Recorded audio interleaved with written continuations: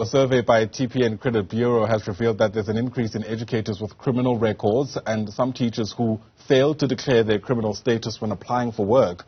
So, just before we went for that quick break, we had a discussion with TPN Credit Bureau and the South African Educators Council, unpacking the stats themselves and the processes of hiring new teachers. Let's get you more on this discussion, bring in the Basic Education Department for their reaction to the survey. Its spokesperson is Elijah Mhlanga, and he joins us via our video link this morning. Great to see you as always, Elijah. Thanks very much indeed for speaking to us. I mean, we are picking up that there are more teachers with criminal records because more security clearance checks are taking place, at least so it seems. On the face of it, are you taken aback by these figures? Well, it's a big system. Good morning, Ayanda. It's a big system of some 410,000 teachers. So it's more likely that among our cohort of teachers, you will find those that would have been involved in criminal activity. But what's worrying is that people are not disclosing this, and we assume that they're doing that because they don't want to lose their jobs. But we are pleased that we are here now, that the agency has done what it has done to give us the numbers in terms of the survey that has been conducted to establish the number of teachers that could possibly create problems for the system. Right. And this is, of course, off of the back of a new policy that was introduced in 2019 where police clearance certificates became a prerequisite. And the only way this policy will work, as with most policies, is if it's implemented. Are you as a department able to track whether or not this is happening? It is happening. In fact, I'll give you an example. Even with our Presidential Youth Employment Initiative, where we do the same. Before all the young people that are brought into the project are appointed, we make sure that we ask them to go through police clearance. Even in the last phase, we found that some of them had criminal records which they had not declared. And after we found out, we removed them from the program. So that's something that we emphasize, because child protection is something that should be embedded in everything that we do, particularly for us, seeing that we've now even taken on the job of ECD. So it means all children under our care must be protected, and we will do everything that we can to ensure that all the bad elements in the system are rooted out. So we support any measure that is aimed at ensuring that we identify those that could potentially be predators. Yeah. So we've been told that there isn't a blanket approach to responding to teachers who it's found do have criminal records, and we're told it depends on the conviction itself. So I guess the question becomes, is there clear lines of demarcation around how to respond to different criminal convictions that are found at this stage? Yeah, there are clear lines. I'll give you an example. Right now, the Gauteng Education Department, just as an example, they are working on various investigations where some 177 cases have been completed just this year alone of teachers who would have been involved in one offense or another. And each one is dealt with. I mean, where it's criminal, the police get involved. Where it's labor relations, then the disciplinary process take effect. So it depends on the nature of the offense. But what is important is that all these people are identified and dealt with. And we need to continue to do that so that people can see that we are serious about cleaning up the system, making sure that whoever is inside it would have made it through because they have passed all the checks. But if you are already inside and you commit an offense, you will also be dealt with. So help us understand then where you draw the line, because, you know, some of the convictions, and they really are wide-ranging. There's people who have traffic offenses. There's those who have been convicted of assault. Others, perhaps more seriously, assault of a sexual nature. So typically speaking, how do you decide whether somebody who's found guilty of drug trafficking gets to stay versus somebody else who's done something else who must go?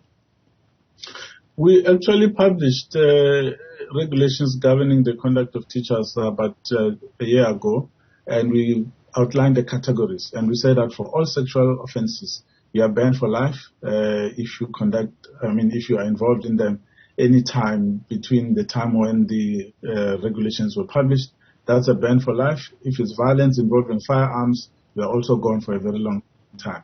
And the other offenses, they will take into account the circumstances, and the disciplinary process will also deal with you accordingly. But the focus is really on sexual offenses and violence, which are a ban for life because we cannot allow that to still take place. So all these activities are happening now to check the conduct of teachers because there are also those regulations in place. So we put as a top priority the issue of GBV, because that is what the country should really focus on, not just from education, but from justice, the police, social development. Everybody else really need to play a part in that. So we are doing our part in this regard to say this is a top priority offense, which is dismissible, and once done, you should never be allowed to work in the system again. How often do these checks take place? I mean, because for obvious reasons, of course, I don't imagine you just do it at the point of applying for a job.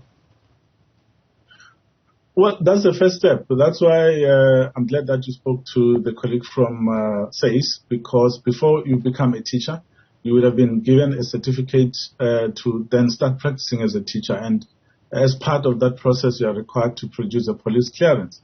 But it shouldn't end there. When a school is appointing you, they should make sure that you also produce the documents that will show that you don't have any previous convictions, but also go further to check if indeed what you're saying is true.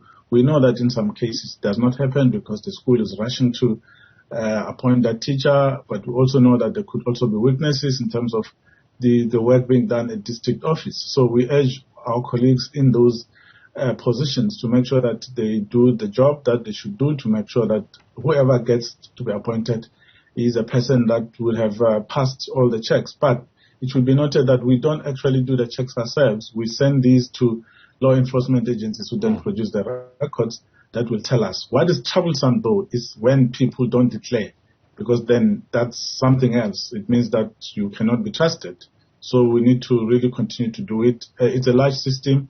We'll continue to do it. It's also something new. These stringent measures are new, and they've come about as a result of the challenges that we've picked up in the system. So we hope going forward, gradually, we'll be able to clean up the system and have people that really should be given an opportunity to work with our children. Yeah, okay. So there's a clearance that takes place at SAISA before you can get your certificate to say, okay, you're good to go as a teacher. Then hopefully there's another clearance that takes place with the actual principal, the employer, as it were.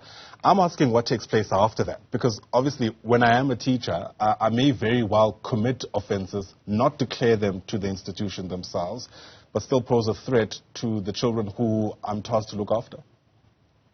Yeah, the process actually does not stop. That's why in some cases you find some teachers or you find some schools there being a delay for the appointment of a particular teacher or the confirmation of that person. It is because that process of verification is still ongoing.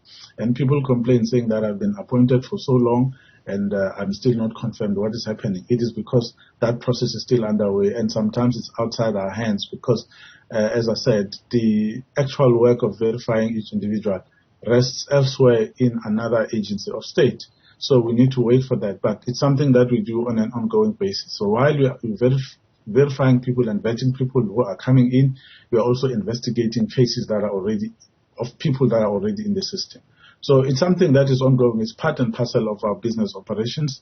And we hope that all the gaps that are there should be closed. And we appreciate this conversation because it raises awareness about the conduct of teachers, those that are new still coming in and those that are inside, knowing that they will be dealt with should they be found. We certainly hope the gaps will be closed too. Elijah Mhlanga, thanks very much for speaking to us. Really do appreciate it. Elijah live to us there via video link from Ivory Coast on a separate matter, which hopefully we'll speak about at a separate time. For now, once again, thanks very much indeed.